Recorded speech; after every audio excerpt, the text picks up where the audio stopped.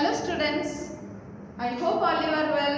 I am Sunanda, your chemistry teacher, and today we will discuss a very simple topic from the chapter coordination complex. The topic is octahedral splitting of d orbitals. चलिए शुरू करते हैं। इसको शुरू करने से पहले हमें पता होना चाहिए ऑक्टाहेड्रल कॉम्प्लेक्सेस बनते कैसे हैं या फिर ऑक्टाहेड्रल कॉम्प्लेक्सेस को हम आइडेंटिफाई कैसे करें। तो देखिए, जब एक मेटल 6 लिगैंड्स के साथ बॉन्ड फॉर्मेशन करता है तब वो कुछ Ml6 टाइप का कॉम्प्लेक्स बनाता है। इसको हम बोल सकते हैं ऑक्टाहेड्रल कॉम्प्लेक्स। ऑक्टाहेड्रल कॉम्प्लेक्स, तो इसको हम एज Ml6 टाइप कॉम्प्लेक्सेस भी बोल सकते हैं। अब हमें क्या देखना है, इस लिगैंड्स के प्रेजेंस में मेटल के d ऑर्बिटल्स में कैसे स्प्लिटिंग होती है। कैसे स्प्लिटिंग होती है हमें जनरली क्या पता है, हमारे पास 5 d ऑर्बिटल्स होते हैं। 5 d ऑर्बिटल्स होते हैं।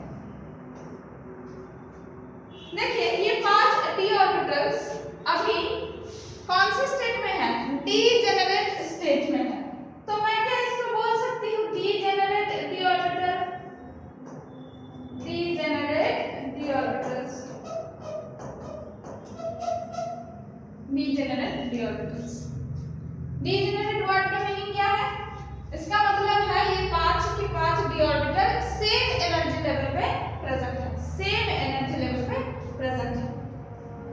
अब मान के चलिए इस मेटल के आसपास में 6 लिगैंड अप्रोच करना स्टार्ट किए। अप्रोच करना जो स्टार्ट किए, तो जब मेटल्स के आसपास 6 लिगैंड अप्रोच करना स्टार्ट करेंगे, ये 5 d ऑर्बिटल्स अपना एनर्जी क्या करेगी, इंक्रीज करेगी।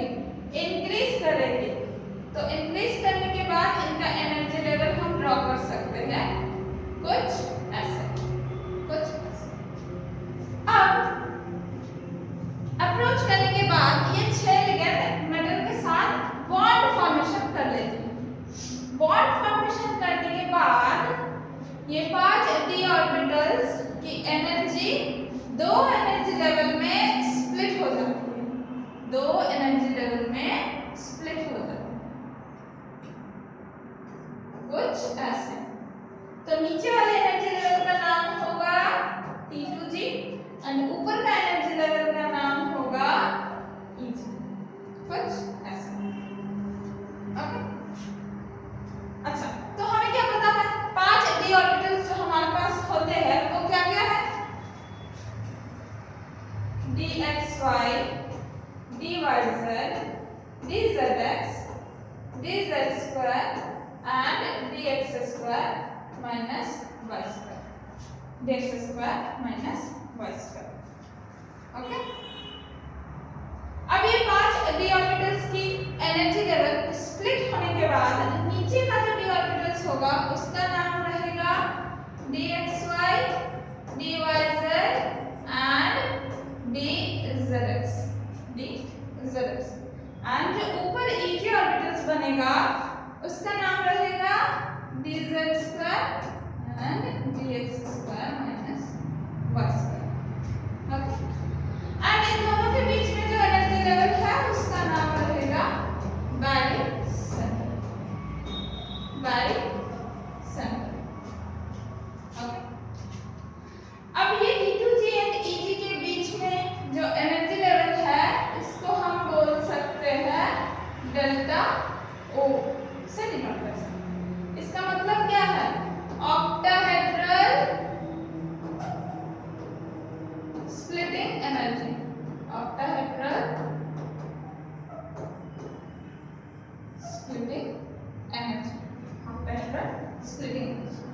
अब बैरी सेंटर से लेके Eg तक का जो एनर्जी लेवल है उसकी वैल्यू कितनी है, 0.6 delta naught. And barycentre से लेके T2G तक का जो एनर्जी लेवल है उसका वैल्यू होता है -0.4 delta not. Okay, -0.4 delta not. अब हमें क्या देखना है, तो ये ऑर्बिटल्स का splitting in presence of 6 ligand, in presence of 6 ligand. अब हमें जानना है क्यों ये d ऑर्बिटल्स स्प्लिट होते हैं, क्यों ये d ऑर्बिटल्स स्प्लिट होते हैं। देखिए, according to crystal field theory हम जनरली लिगैंड्स को as a point charge consider करते हैं एंड मेटल्स के पास क्या होता है, d ऑर्बिटल्स में इलेक्ट्रॉन्स प्रेजेंट होते हैं। तो जब लिगैंड्स मेटल के आसपास आना शुरू करता है, अप्रोच करना शुरू करता है एंड अप्रोच करने के बाद बॉन्ड फॉर्मेशन करता है मेटल के साथ, तब लिगैंड के जो पॉइंट चार्ज है एंड मेटल के d ऑर्बिटल्स के बीच में क्या होता है, इलेक्ट्रॉनिक रिपल्शन क्रिएट होता है और इस रिपल्शन की वजह से मेटल के d ऑर्बिटल्स की एनर्जी लेवल दो अलग अलग लेवल में स्प्लिट हो जाती है, दो अलग अलग लेवल में स्प्लिट हो जाती है। फाइन, तो ये होता है रीजन क्यों d ऑर्बिटल जनरली स्प्लिट होते हैं। आगे चलेंगे और हम समझेंगे इस d ऑर्बिटल्स की एनर्जी लेवल की स्प्लिटिंग जो है वो कैसे चेंज होती है अकॉर्डिंग टू लिगेंड्स। हमें क्या पता है, अकॉर्डिंग टू स्पेक्ट्रोकेमिकल सीरीज हमारे पास लिगेंड्स के डिफरेंट वैरायटीज होते हैं। जैसे कुछ लिगेंड का नाम होता है स्ट्रॉन्ग फील्ड लिगेंड, कुछ होता है वीक फील्ड लिगेंड, वो हम आगे पढ़ेंगे स्पेक्ट्रोकेमिकल सीरीज क्या होता है उसमें लिगेंड्स का डिस्क्रिप्शन। बट लिगेंड के चेंज होने से d ऑर्बिटल्स की एनर्जी लेवल पे क्या इफेक्ट पड़ता है वो हम यहाँ पे डिस्कस करेंगे। लेट्स सपोज 5 d ऑर्बिटल्स जो है वो डीजेनरेट स्टेट पे है, कोई भी मेटल का 5 d ऑर्बिटल्स डीजेनरेट स्टेट पे। अब मान के चलिए ये 5 d ऑर्बिटल्स ने बॉन्ड फॉर्मेशन किया है किसके साथ, स्ट्रॉन्ग फील्ड लिगेंड के साथ एक बार और एक बार वीक फील्ड लिगेंड के साथ। तो देखिएगा इस एनर्जी लेवल में क्या डिफरेंस आता है after bond formation. Energy level will split something like this और एनर्जी लेवल कभी ऐसे स्प्लिटिंग हो सकती है। ऐसे स्प्लिटिंग कब दिखेगा, जबकि लिगेंड होगी स्ट्रॉन्ग फील्ड लिगेंड, लिगेंड होगी स्ट्रॉन्ग फील्ड लिगेंड। एंड ऐसा स्प्लिटिंग कब दिखेगा, जब लिगेंड होगा हमारे पास weak field ligand, weak field ligand. Okay, अब शुरू करने से पहले हमें देखना चाहिए there is a term called pairing energy, pairing, इसको हम डिनोट करेंगे with the word p and यहाँ पे नीचे वाले लेवल को सिर्फ T2G से डिनोट किया जाएगा और ऊपर लेवल को EG से डिनोट करा जाएगा। सिमिलरली यहाँ पे नीचे लेवल को T2G और ऊपर का लेवल को EG से डिनोट किया जाएगा। और T2G और EG के बीच में जो भी एनर्जी गैप है उसको भी बोला जाएगा डेल्टा ओ। यहाँ पे भी T2G और एनर्जी के बीच में जो एनर्जी गैप है उसको बोला जाएगा डेल्टा ओ। फाइन, अब मान के चलिए अगर लिगेंड स्ट्रॉन्ग फील्ड लिगेंड है एंड उसने मेटल के साथ बॉन्ड फॉर्मेशन करा है तो स्प्लिटिंग कुछ ऐसी होगी एंड वीक फील्ड लिगेंड के साथ अगर बॉन्ड फॉर्मेशन हुआ होगा तो स्प्लिटिंग कुछ ऐसी होगी।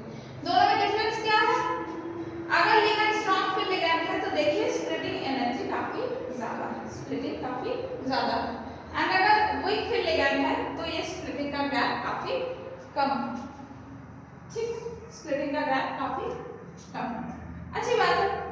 अब हम देखेंगे, मान के चलिए इलेक्ट्रॉनिक कॉन्फ़िगरेशन हम चेक करेंगे for strong field ligand and week field ligand. Just for example हमारे पास d4 इलेक्ट्रॉनिक कॉन्फ़िगरेशन है, मतलब कोई भी मेटल जिसके पास कॉन्फ़िगरेशन क्या है, d ऑर्बिटल्स में 4 इलेक्ट्रॉन्स फिल है। अब इस d4 electronic configuration strong field के केस में एंड वीक फील्ड के केस में कैसे वेरी करता है वो हमें देखना है। ओके, अब हम स्टार्ट करते हैं इलेक्ट्रॉन्स फिल करना स्ट्रॉन्ग फील्ड के केस में। इलेक्ट्रॉन्स कैसे फिल करेंगे, इलेक्ट्रॉन्स हमेशा हम नीचे वाले एनर्जी लेवल से फिल करेंगे एंड ऊपर जाएंगे। तो लेट्स सपोज मैंने 4 इलेक्ट्रॉन फिल करना है, कहाँ से स्टार्ट करना है 1 2 3। अब आप बताइए ये 4th इलेक्ट्रॉन कहाँ जाना प्रेफर करेगा? क्या ये 4th इलेक्ट्रॉन Eg ऑर्बिटल में जाएगा या क्या ये 4th इलेक्ट्रॉन पेयर अप करना प्रेफर करेगा? For strong field ligand 4th electron जो है वो पेयर करना प्रेफर करेगा, 4th इलेक्ट्रॉन Eg ऑर्बिटल में नहीं जाएगा। इसका रीजन क्या है? क्योंकि T2G एंड Eg के बीच में गैप ज्यादा है, तो 4th इलेक्ट्रॉन को Eg ऑर्बिटल में जाने के लिए बहुत ज्यादा एनर्जी की जरूरत पड़ती है, तो इसीलिए वो Eg ऑर्बिटल्स में जाना प्रेफर नहीं करता है। वो क्या करता है? बॉन्ड फॉर्मेशन पेयर अप करना प्रेफर करता है, पेयर करना प्रेफर करता है। अब मान के चलिए वीक फील्ड लिगैंड के केस में ये कैसे चेंज होता है देख लेते हैं। तो हम इलेक्ट्रॉन फिल करना स्टार्ट करेंगे 1 2 3 एंड 4th इलेक्ट्रॉन अब कहाँ जाएगा? इस केस में 4th इलेक्ट्रॉन Eg ऑर्बिटल्स में जाना प्रेफर करेगा, 4th इलेक्ट्रॉन Eg ऑर्बिटल्स में जाना प्रेफर करेगा। रीजन क्या है? यहाँ पे डेल्टा O या फिर T2G और Eg के बीच में गैप छोटा है, क्योंकि गैप छोटा है तो ज्यादा एनर्जी की जरूरत नहीं पड़ती है, तो 4th इलेक्ट्रॉन Eg ऑर्बिटल में जाना ज्यादा प्रेफर करता है। ओके, तो इस केस में हम इसको डिनोट कर सकते हैं delta O greater than P। इसका मतलब क्या है? Octahedral splitting energy is much more than pairing energy, and इस केस में हम इसको डिनोट कर सकते हैं delta O is lesser than P, मतलब octahedral splitting energy is lesser than pairing energy. इसका मतलब पेयर करने के लिए ज्यादा एनर्जी देने की जरूरत पड़ेगी, तो भाई वो पेयर करना क्यों प्रेफर करेगा? वो तो ऊपर ही जाना प्रेफर करेगा ना। इस केस में पेयरिंग एनर्जी कम है, क्योंकि पेयरिंग एनर्जी कम है तो वो ऊपर नहीं जाके पेयर करना ज्यादा प्रेफर करता है। ठीक, अच्छा, इस अकॉर्डिंग हम स्ट्रॉन्ग फील्ड लिगैंड के साथ जो भी ऑक्टाहेड्रल कॉम्प्लेक्सेस बनते हैं उसको हम नाम दे सकते हैं लो spin complex, low spin complex. And अगर कोई मेटल वीक फील्ड लिगैंड के साथ बॉन्ड फॉर्मेशन किया है तो उसको हम नाम दे सकते हैं high spin complex, high spin. अब ये दोनों नाम में डिफरेंस क्यों? देखिए, लो स्पिन कॉम्प्लेक्सेस के केस में generally we have a lesser number of singly unpaired electron, तो इसीलिए इसका नाम होता है low spin complex. But high spin complexes के केस में देखिए we have more number of singly unpaired electron, तो इसीलिए इसका नाम रखा जाता है हाई स्पिन कॉम्प्लेक्स।